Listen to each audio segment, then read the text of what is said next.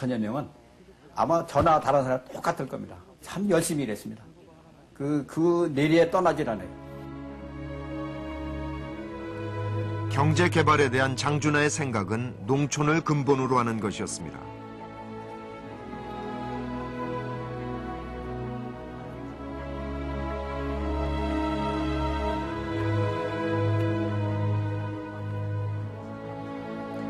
(5.16) 이후 시작된 박정희 정권의 경제 개발과는 그 출발이 달랐습니다.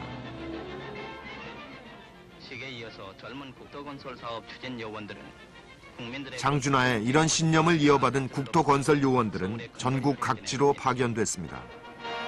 5월에 접어들어 국토건설 사업은 전국에 걸쳐 뚜렷한 성과를 거두면서 9일 장준하가 70년 전후 시작된 박정희의 농촌 새마을 운동과 겉모습은 비슷하지만 그 정신은 다르다고 말한 국토개발운동. 시책을 힘입어 농촌 사람들은 자발적으로 향토 건설에 나서고 있는데 국토건설 요원들의 임무는 국토개발운동을 지도하고 지방에서 이루어지는 사업을 조사, 시찰하는 것이었습니다. 이들은 그 결과를 열흘에 한 번 본부에 보고를 하게 돼 있었습니다. 야계 사방 173km의 건설인데 하루는 아침에 제가 8시에 의회에 나가니까 앞에 농민들이 밖에서 보따리 가지고 보리쌀 벼를 배급받으려고 한 200명이 서 있었습니다. 근데 창고 뒤에서 누가 밖에서 뭘 갖다 날려요, 자꾸만. 뭘 날려나 봤더니 물을 날리더라고요. 그래서 뒤쫓아 들어가니까 얼굴이 하얘지면서 정지하기 때문에 당신이 뭘 지금 날리는 거예요? 그랬더니 아무 소리 못해요. 봤더니 이미 이 보리 벼섬에다가 물을 잔뜩 부어놨어요. 지금 보시는 것은 경상북도 영일군과 월성군의 저수지와 소래지 이들 국토건설 요원들에게는 당시 만연했던 부정부패를 뿌리 뽑기 위한 임무도 주어져 있었습니다. 그리고 3년 후 이들을 지방의 군수로 임명한다는 것이 장준하의 구상이었습니다.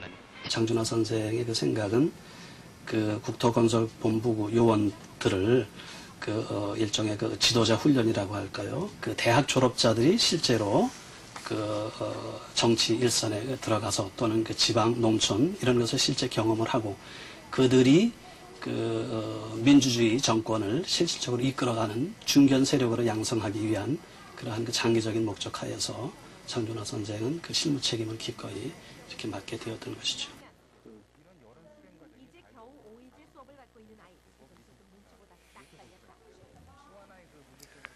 이렇게 장준하는 4.19 혁명을 지식인 혁명으로 더 나아가 국가적인, 민족적인 혁명으로 발전시키고자 했습니다.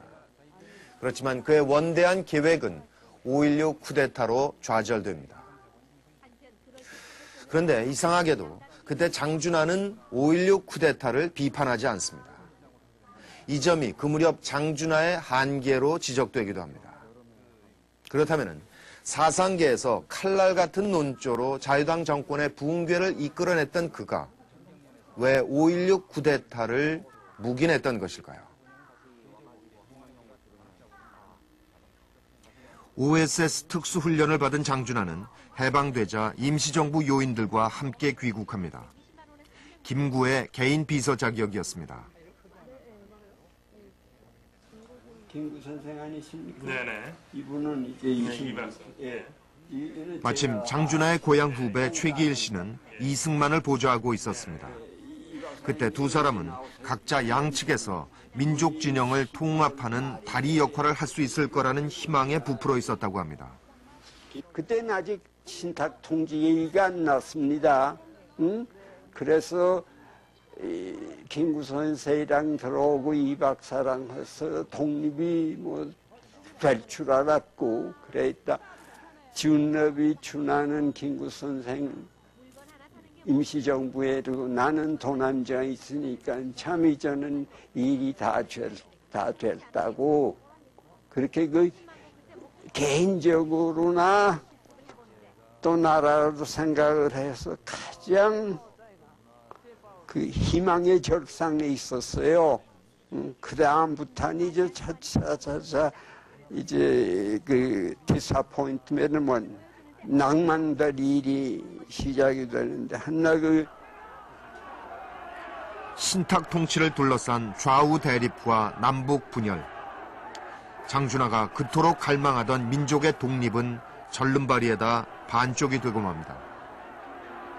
해방 정국의 좌절감을 느낀 장준하. 그는 못다한 신학 공부를 마치기 위해 미국 유학을 계획합니다. 하지만 그것도 한국 전쟁으로 뜻을 이루지 못합니다.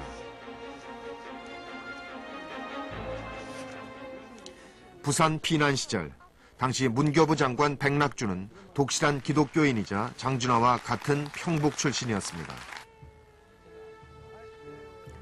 그런 인연으로 장준하는 문교부 산하 기관지 사상을 펴내는 일을 맡게 됩니다.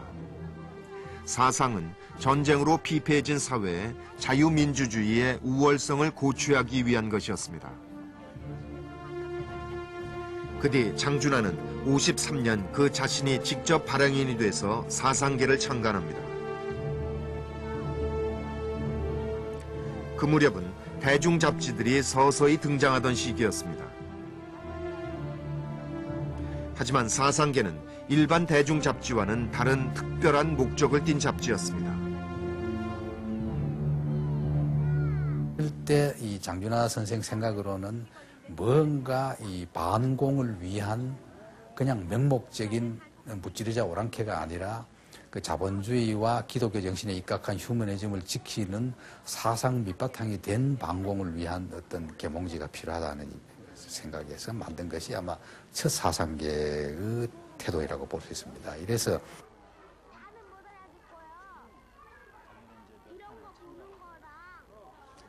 50년대 사상계에는 고정적으로 사회주의의 동향과 한계를 소개하는 글들이 실렸습니다.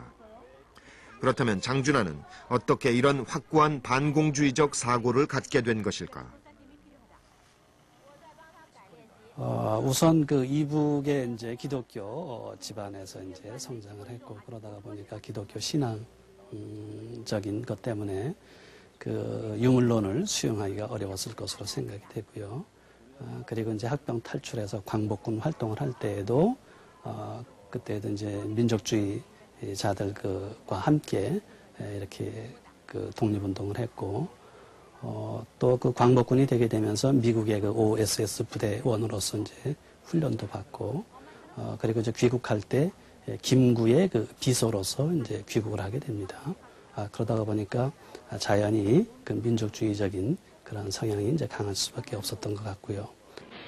첫째, 반공을 국시의 제1위로 삼고 이런 이유에서 장준하는 반공을 혁명 공약의 제1로 내세운 5.16 쿠데타 세력을 일단 묵인했던 것으로 짐작됩니다. 5.16 직후 사상계의 권두원. 여기서 장준하는 쿠데타의 당위성을 인정합니다. 4.19 이후의 혼란을 틈탄 공산주의자들의 도발을 막고 부정부패를 일소해서 사회적 기강을 바로잡기 위한 최후의 수단이라는 것이었습니다. 또한 사상계 100호 출판 기념 파티를 열면서 쿠데타 세력이 미국 측과 관계를 개선할 수 있는 자리를 마련해 주기도 했습니다.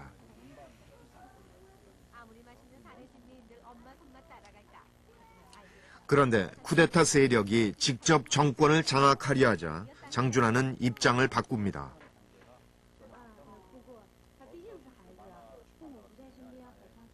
바로 다음호에서 사상계는 민간에게 정권을 넘길 것을 촉구하는 글을 싣습니다.